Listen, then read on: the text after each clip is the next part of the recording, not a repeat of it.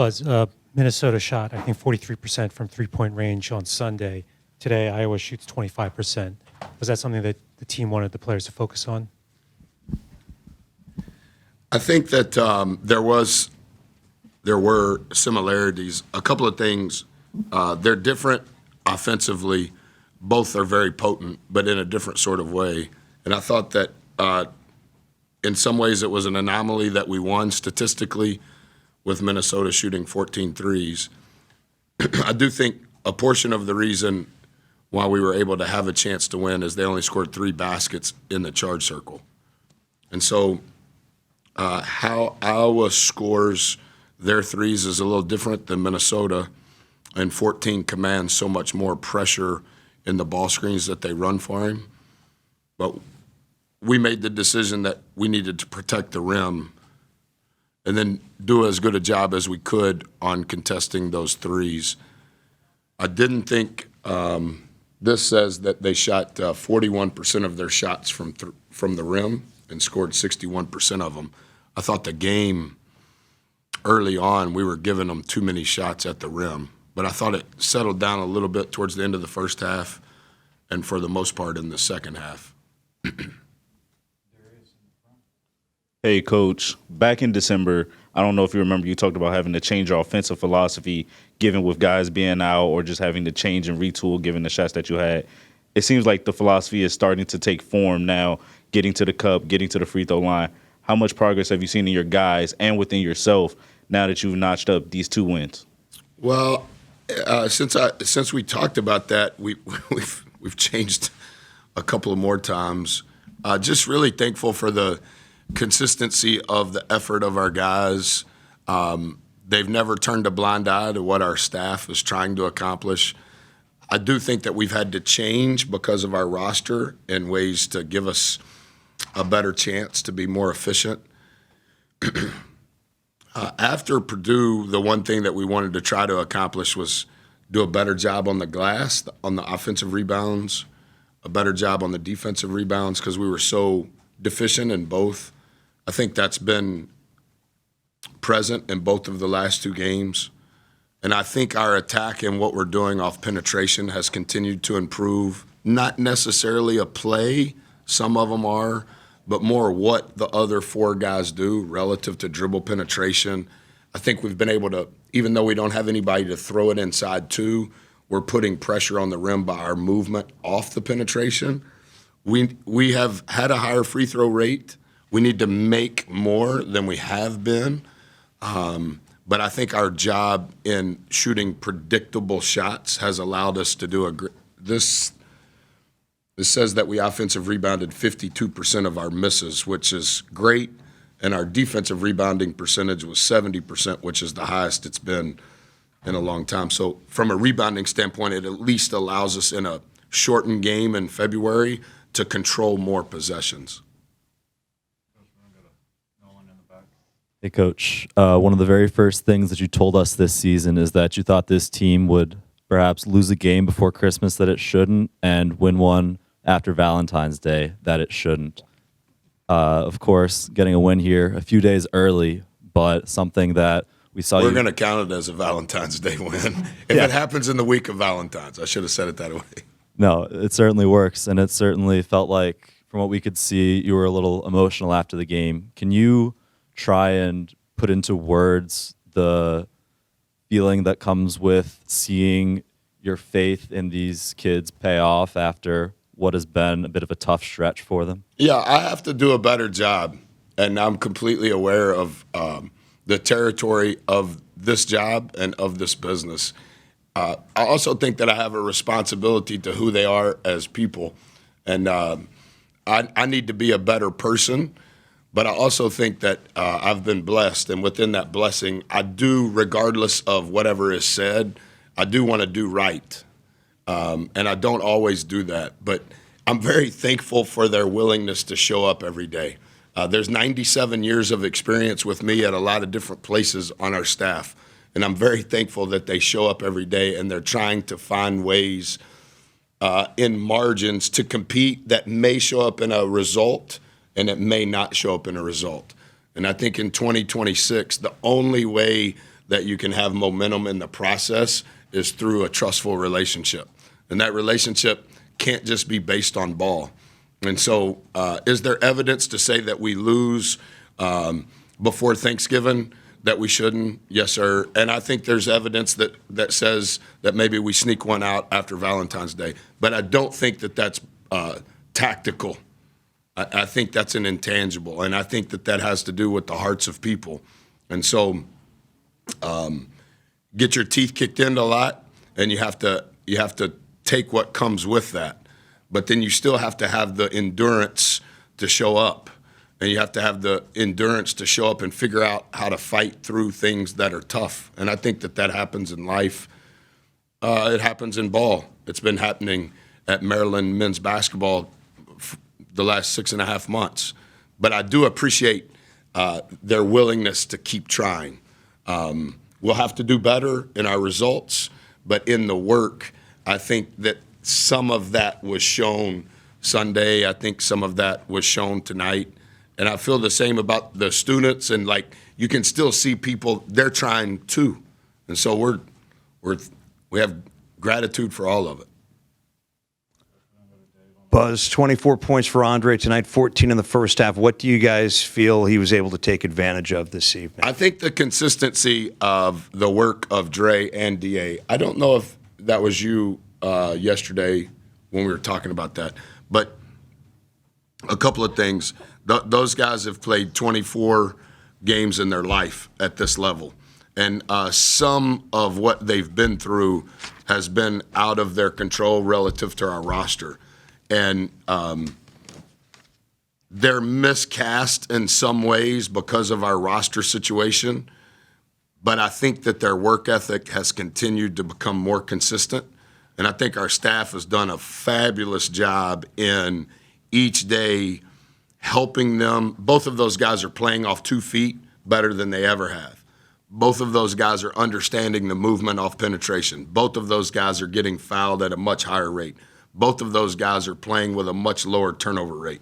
Both of those guys are doing a much better job helping us get predictable shots. They have to become more physical. They have to do a better job on the glass. But their extra film study and the consistency in their skill development, you can see it incrementally improving. And I think DA played 34 minutes in Minnesota. I thought Dre was fabulous to start the game in Minnesota. And because I spend probably extra time with those two, I have a pretty good instinct for when they need to get a drink of water. And it's not completely physical drink of water. They need to get an emotional drink of water because they're carrying a heavier burden than I think most realize. And I took Dre out. And I said, hey, man, I was watching you, and I think you need a drink. And he goes, how'd you know? And I said, am I wrong? He goes, no. And then when I subbed him in the second half, he gave up 5 straight points, and I never played him again. And so DA played 34 minutes. And then tonight, DA were subbing O for D, and I knew Dre played a lot, and I was babysitting most of the game. His last foul, I was over there trying to counsel him, and he got a foul when Diggy missed a free throw. I didn't think Diggy missed free throws, but I think they're coming around. I think they'll end up being all right. You also mentioned yesterday that you guys gave up 21 points off turnovers in December, only gave up 9 this evening. How much of an emphasis was that heading into? It was priority number 2 relative to our big rocks. We have 4. It was priority number 2. You cannot give them the ball. We needed to shoot as many balls as they did and shoot as many free throws, play with a low turnover rate, and then we have to – I told the kids I thought it would be a 60-possession game, and I was giving them updates at ATOs and at halftime. It ended up being 62 possessions for us, 60 possessions for them. 14's probably a little too high in that slow of a possession of a game. We've also been another margin is what is our response on live ball turnovers, and I do think that that's improved. Tonight, we had 4 live ball turnovers out of the 14, but we did a better job not allowing them to score, whether it was a live ball or a dead ball. Got time for a couple more. Go over on Hey, Coach. We saw Diggy very passionately waving down his guys with about 4 seconds left, up 5, about to go up 7. And then Colin also talked about playing through the full 40 minutes. How has that sentiment, I guess, kind of changed since the Ohio State game? They've heard it a lot. Real players and real teams play 200 minutes. And the spirit in which you compete can never change. And the execution level many times is invisible. But until this past week, we've either won convincingly or lost convincingly. And so in practice, how can we increase their endurance physically, but more importantly, how can we increase their endurance of understanding mentally the importance of every possession? And so we've been playing different games intermingled with some of the breakdown stuff relative to an opponent just to change the ambiance, but to force them to show up. And then statistically, we try to measure every possible thing. And so the way we've done that is we've tried to trick up the target games that we're playing on the things that we've been struggling with. And I think to some degree, they've begun to understand better the value of each possession. Hey, Buzz. Going back to Andre and Darius, I know you mentioned that heavier burden. What do you think they can, take away or learn from that long term? And specifically in the last week, how big is it for them to be playing in these high leverage situations?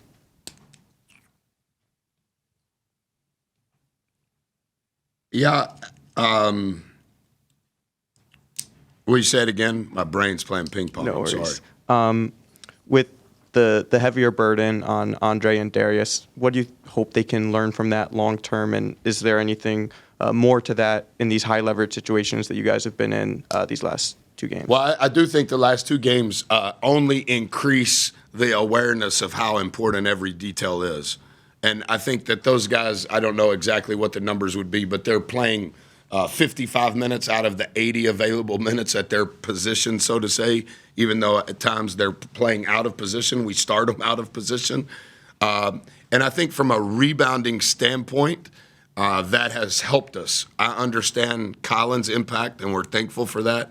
But I think that that's kind of been a margin that's unspoken, not that we're trying to give away our secrets. It's not a completely move the needle margin, but those guys put pressure on the rim off the bounce.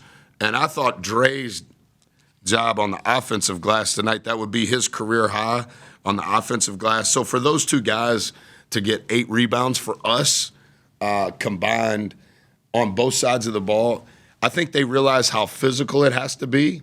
I think their diet is improving. I think their screen time is decreasing. I think their sleep time is increasing. And I think that they're realizing that every rep, whether it's individually in the gym or with the team and everything that they're seeing on film, they realize how important, like the magnitude of it has shifted because now they know that they're in it and their execution of it. Like Dre went under the ball screen on number 6 at Minnesota in the first half. 6 is going to score a layup. The ball screen coverage on 14 relative to what we were doing on the weak side, like DA and Dre, they know, and their basketball IQ is probably increasing at the same rate of their production. But I think the work ethic that they've had over the last, it was coming around a little bit towards finals week, but I think since Christmas, they've been more accepting of this is hard.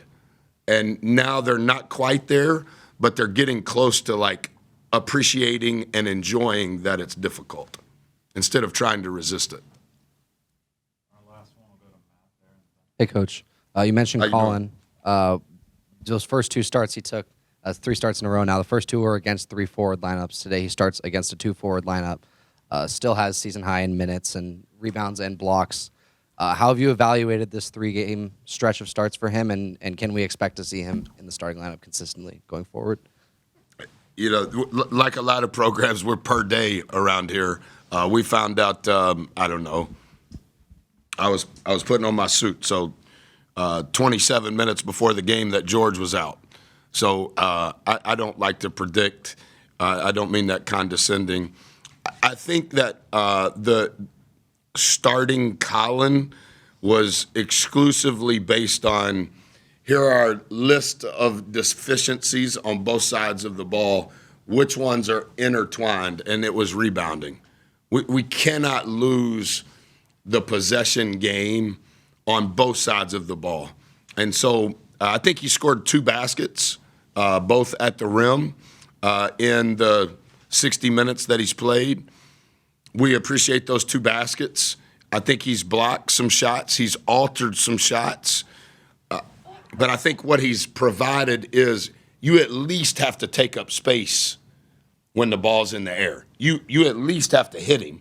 And so I think that as much as he maybe statistically is not providing what we would want, we're grateful for what he does provide because I think it's allowing Elijah to do better at times.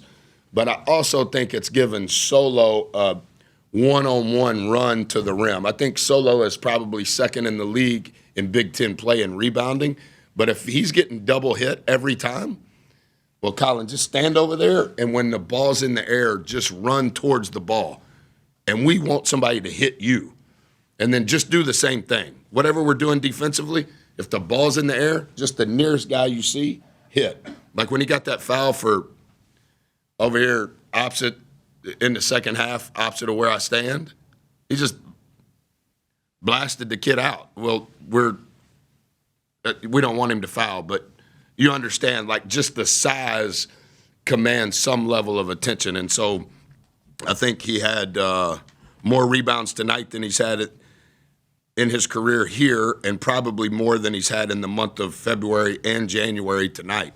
So it came to life for him, but I also think it's coming to life for Dre, because now Dre's running in from the perimeter. Now Solo's running in from the perimeter. And so from a rebounding standpoint on both sides, it's helping us. Thank you, everybody. Thank you.